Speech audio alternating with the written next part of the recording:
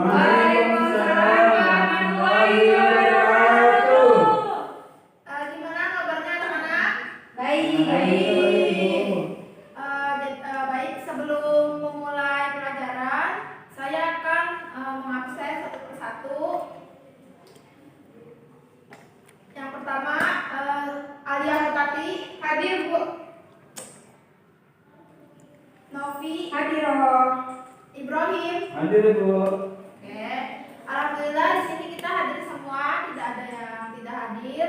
Baik, sebelum memulai pelajaran, mari kita doa dulu supaya kita dipermudah dalam mencerna pelajaran. Baik, dipimpin oleh lelakinya dulu, saudara Ibrahim.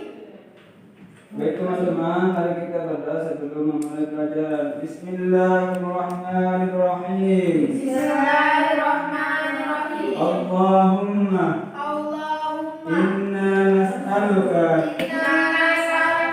ilman nafi'an wa rizqan halalan tayyiban Wariskan halal dan wa thayyiban. amalan mutaqabbala birahmatika ya arhamar rahimin. Birahmatika ya arhamar rahimin. Amin, amin ya rabbal alamin. Terima kasih untuk saudara Ibrahim yang telah membawakan doa. Baik, di sini Ibu akan menjelaskan tentang pelajaran SKI, yaitu ada yang tahu? Apa budaya Islam? Iya, bagus. Sebelumnya kita bikin peta konsepnya dulu ya, biar kalian memahami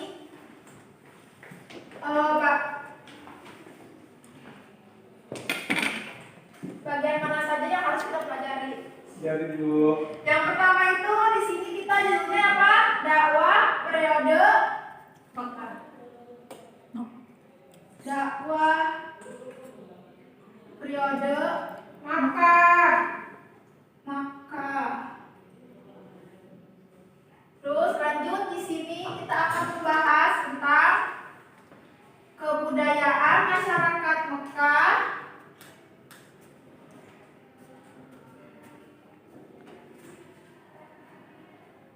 Baik, di sini saya sudah menuliskan beberapa unsur-unsur yang akan kita pelajari. Yang pertama di sini ada kebudayaan masyarakat Mekah sebelum Islam. Lalu yang kedua kita akan mempelajari substansi dan strategi dakwah periode Mekah. Terus yang ketiga atau yang terakhir yaitu peristiwa penting dalam dakwah. Nah, lalu renungan dalam pembelajaran dakwah periode Mekah ini yaitu perjalanan dakwah Rasulullah SAW.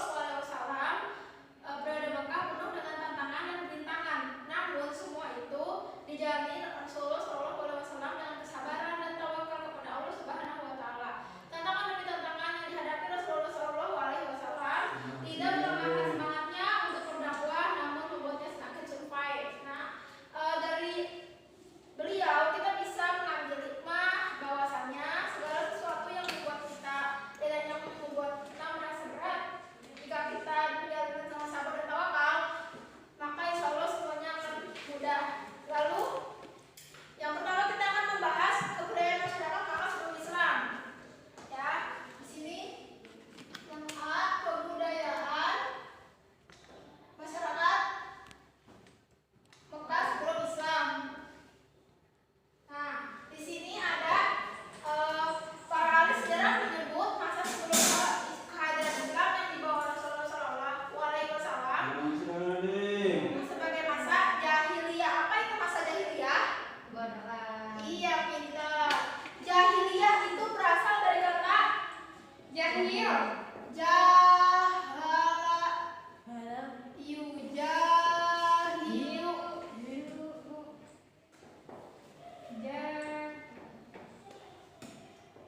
Yujahilu yang berarti bodoh-bodohnya biasa aja, Ibrahim. Nah, kenapa bisa disebut bahasa yang jahiliyah? Ibu mau jawab. Iya, ada. Iya, gimana ya? Aku nggak tahu pasti ya Bu, karena Islam belum masuk ke situ, jadi kayak belum punya pegangan gitu loh Bu. Iya, baik, bagus. Nah,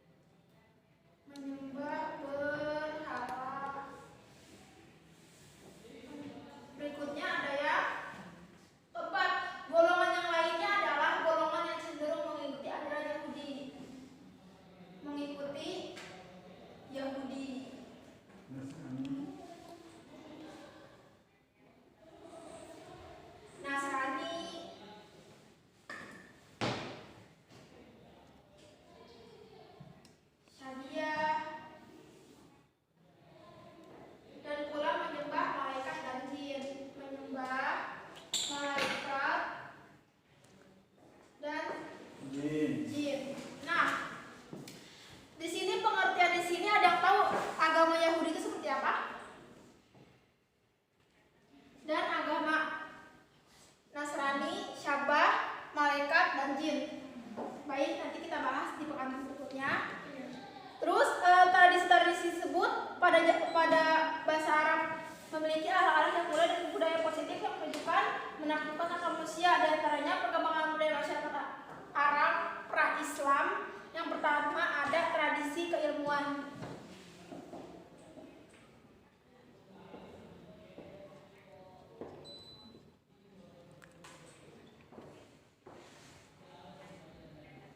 Keilmuan yang kedua, berikut beberapa ilmu sebelum Mekah pra-Islam. Menghormati tamu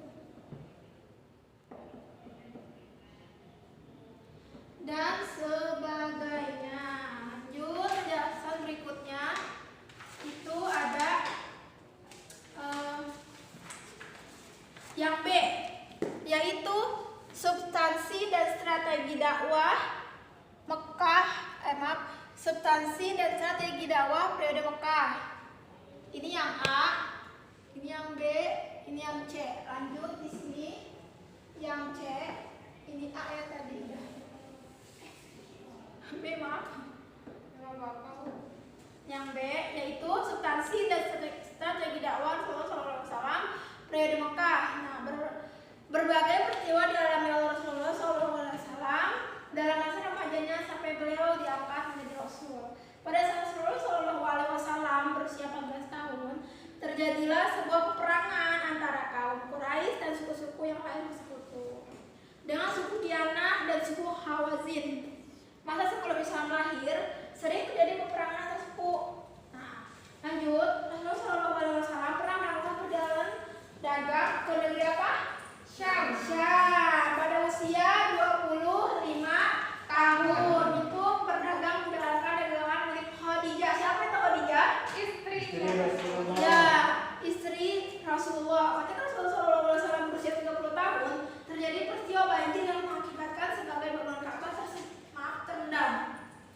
Nah, masyarakat Mekah berinisiatif untuk renovasi sekeliling Ka'bah hingga terjadilah perselisihan tentang siapa yang berhak menetapkan kembali Hajar Aswad ke tempat semula. Lanjut. Setelah kejadian tersebut, yaitu kejadian di Gua Hira, bergegaslah Muhammad SAW pulang menemui Khadijah. Siapa itu Khadijah? Ya, istrinya. Keadaan bergemetar. Setelah menceritakan perihal malaikat Jibril yang datang kepada Nabi Muhammad SAW, itu malaikat Jibril ingin memberikan wahyu kepada Nabi Muhammad. Setelah menerima wahyu pertama, Muhammad SAW merasakan gundah gulana atau galau karena wahyu selanjutnya belum juga turun. Masa antara turunnya wahyu pertama dan wahyu kedua sering disebut dengan masa fatrah. Kita tulis ya. Ya, Ibu. Wahyu pertama dan yang kedua disebut dengan apa? Kita dibacanya mana?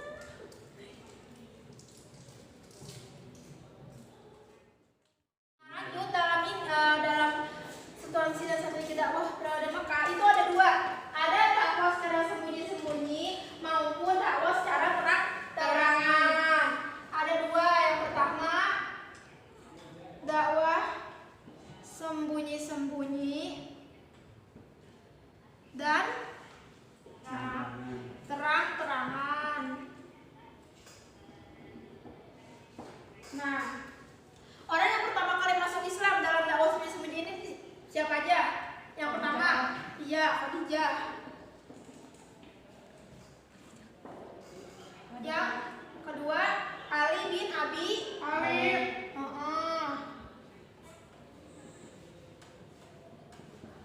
Dan sebagainya. Nah, lanjut, yaitu yang C, peristiwa penting dalam dakwah. Di sini ada yang udah baca mengenai peristiwa penting dalam dakwah. Ya mungkin belum, mari kita telah bersama. Itu yang pertama ada hijrah.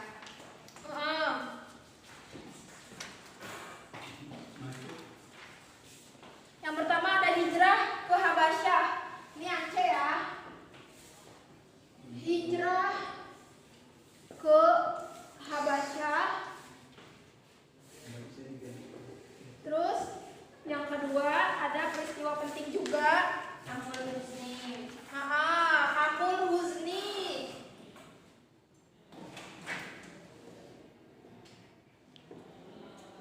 Yang ketiga ada Isra Mi'raj.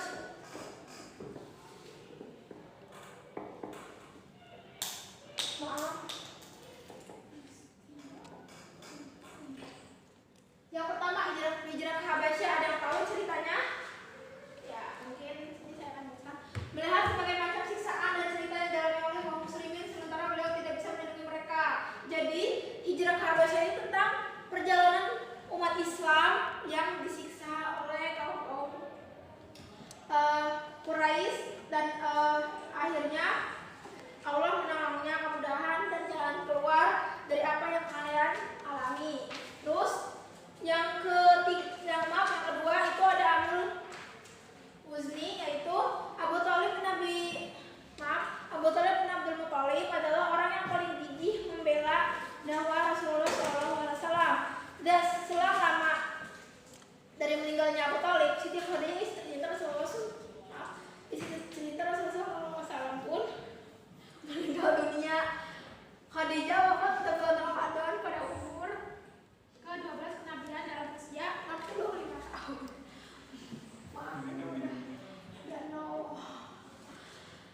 Nabi Muhammad wafat pada 65 tahun. Nah, kenapa di sini disebut Amrul Huzni? Ibu aku mau jawab. Apa?